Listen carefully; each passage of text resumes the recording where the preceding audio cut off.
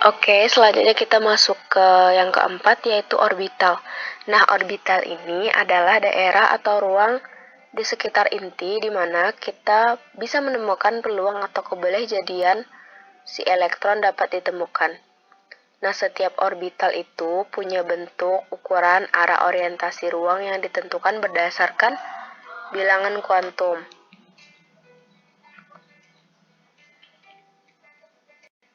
Untuk orbital S berarti subkulit S tersusun dari sebuah orbital dengan bilangan kuantum L sama dengan 0 dan mempunyai ukuran yang berbeda tergantung dari nilai bilangan kuantum N-nya. Jadi orbital S itu adalah sama untuk segala arah sehingga bentuk ruang orbital S itu digambarkan seperti bola. Mina semua bisa lihat di slide. Orbital S itu digambarkan seperti bola. Untuk orbital P, berarti subkulit P tersusun dari 3 orbital. Mina bisa lihat di sana kan ada 3 orbital.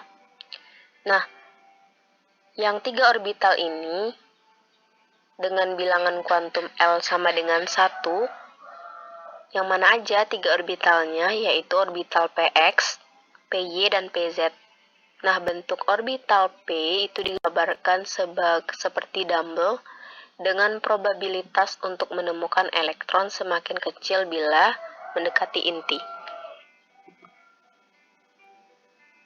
Untuk orbital D, berarti subkulit D tersusun dari 5 orbital yang mana mempunyai bilangan kuantum L sama dengan 2. Nah, arah orientasi dari si orbital D ini dibedakan menjadi 2 kelompok. Mina bisa lihat di sana kan. Yang pertama itu ada 3 buah orbital yang di atas, terus yang di bawah itu ada 2 buah orbital.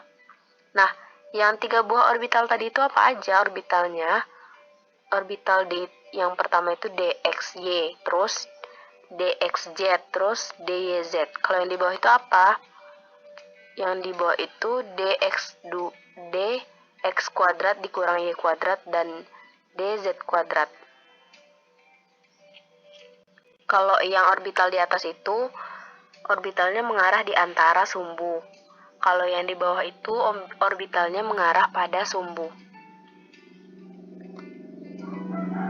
Yang terakhir adalah orbital F. Nah, di orbital F ini, subkulit F berarti tersusun atas 7 orbital. Mina bisa lihat di sana ada gambarnya dengan bilangan kuantum L sama dengan 3.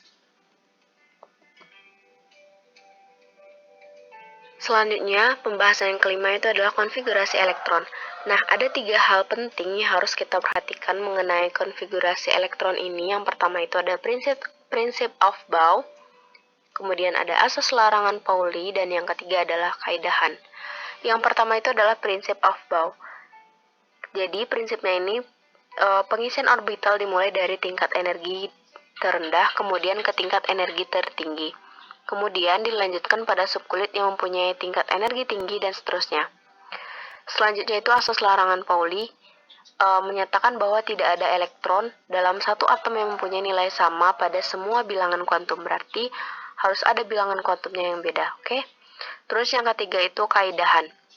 Orbital SPDF diisi dengan tiap-tiap satu elektron sampai semuanya itu terisi. Kemudian elektron berikutnya diisikan dengan arah spin yang berlawanan. Jadi diisi dulu ya satu-satu, baru kita isi lagi satu lagi dengan arah spin yang berbeda.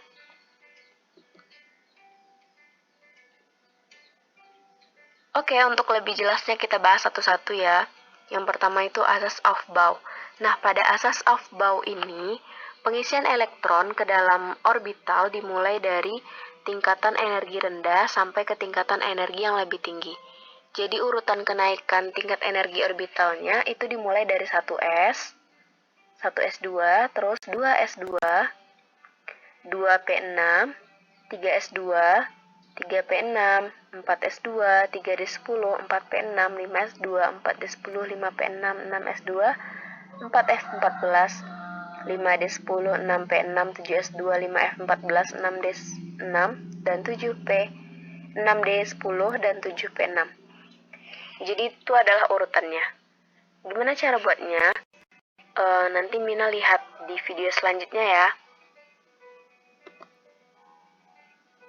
Oke, selanjutnya adalah asas larangan Pauli. Menurut si Wolfgang Pauli, tidak ada dua elektron dalam satu atom yang boleh memiliki keempat bilangan kuantum yang sama. Bila dua elektron mengisi satu orbital, maka bilangan kuantum utama azimut dan magnetik pasti sama. Tapi spinnya itu harus beda ya. Nah, Mina bisa lihat di sana. Itu ada contoh 1s2 mempunyai orbital 1 kan? Dan subkulitnya itu L sama dengan 0. Elektron pertama, N-nya 1. L-nya pasti dong jelas 0. Dan M-nya juga 0. Punya spin berapa? Punya spinnya plus setengah. Dan yang untuk elektron keduanya hanya beda pada spinnya saja, itu spin min setengah. Dengan asas larangan Pauli, maka dikatakan bahwa satu orbital dapat ditempati oleh maksimum 2 elektron. Jadi untuk subkulit S itu yang bernilai satu orbital, maka itu ditempati oleh 2 elektron. Kalau subkulit P itu 3 orbitalnya, masing-masing ditempati oleh 6 elektron.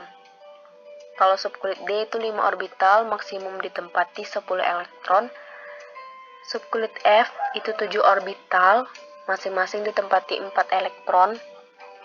Dan begitu juga untuk seterusnya. Jadi kulit ke N memiliki nilai N buah subkulit N kuadrat orbital dan 2 N kuadrat elektron. Oke, Mina? Oke, selanjutnya adalah kaidahan.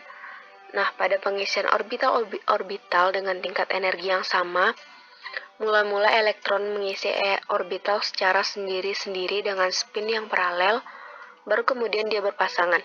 Contohnya Mina bisa lihat di sana, yaitu pengisian 4 buah elektron pada subkulit P. Nah, pada subkulit P itu punya orbitalnya 3 kan? 3 kotak kan? Jadi untuk mengisi 4 buah elektron kita isi dulu pertama satu-satu dengan arah panah ke atas. Kita isi satu-satu secara penuh, baru kita isi kemudian berpasangan dengan arah spin yang berlawanan. Tapi untuk yang di sampingnya itu salah. Karena apa? Karena dia tidak melakukan sesuai dengan kaidahan yang mana si Han ini harus memerintahkan kepada kita untuk mengisi masing-masing orbital itu sendiri-sendiri, baru kemudian berpasangan. Oke, Mina, ini ada contohnya untuk kaidahan. Nah, di sana ada 7N. Kita menggunakan penyingkatan elektron. Jadi penyingkatan yang paling dekat itu adalah si helium. Helium itu bernilai 2, berarti 2s2 dan 2p3. Nah, di sini ada 3 perbandingan. Mina bisa lihat, kita lihat yang pertama. Yang pertama itu katanya lebih stabil dan ini yang terpilih.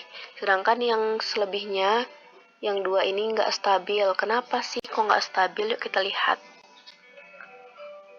Jadi yang kedua ini nggak stabil karena apa? Karena dia tidak memenuhkan dulu masing-masing orbital, tapi langsung diberikan pasangannya dulu. Jadi kita harus isi dulu masing-masing orbital itu dengan 1 elektron, baru kita pasangkan dengan spin yang berbeda. Oke, Mina, jadi ada beberapa hal yang harus diperhatikan dalam konfigurasi elektron. Yang pertama itu pengurutan subkulit. Ada 2 cara untuk pengurutan subkulit ini. Yang pertama, pengurutan subkulit berdasarkan tingkat energi, dan yang kedua, pengurutan subkulit berdasarkan pengelompokan nomor kulit yang sama. Kita lihat yang pertama dulu, yaitu pengurutan subkulit berdasarkan tingkat energi. Kita udah dikasih contohnya, subkulit CO dengan nomor atom 27. Nah, itu pengurutan subkulitnya berdasarkan tingkat energi ya. Itu udah benar, 1s2, 2s2, 2p6, 3s2, 3p6, 4s2, 3d7. Berarti ini sesuai dengan asas of Bohr ya. Terus pengurutan subkulit berdasarkan pengelompokan nomor kulit yang sama. 1s2, 2s2, 2p6, 3S2, 3P6, 3D7, 4S2. Berdasarkan nomor kulit yang sama. Ini dikelompokkannya nomor 1 sama nomor 1, nomor 2, 2S2 sama 2P6, terus di 3S2 sama 3P6 berdasarkan nomor kulit ya. Nomor kulit itu yang di depan si S-nya, berarti si 3, si 2, si 1, si 4.